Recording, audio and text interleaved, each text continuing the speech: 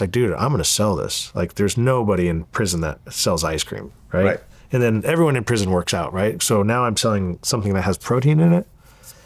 And they're like, you're not going to sell it. I said, I'm going to sell it. I'm going to sell it for $15 a peanut butter jar. And everyone looked at me like I was crazy.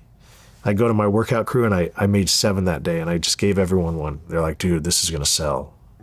So that became my hustle. I remember the next day I made 14. The next day I did 21, and I'm selling them for $15 a peanut butter jar. Now, guess what? I'm like, fuck, how big can we take this, right? Now I'm using everybody on my cell block making ice cream for me. They're like literally just making this shit. And I'm Super Bowl Sunday, I made 50 ice cream at $15 a jar. I made more money than the correctional officer working the unit that day. I get out of prison. What do? I go to my Rolodex, and I remember I had a friend named Roland. He was a gambling client of mine. He was this Russian Jew from Miami. And I was like, dude, I'm going to call him. I'm going to tell him I'm out of prison. Maybe he can help me.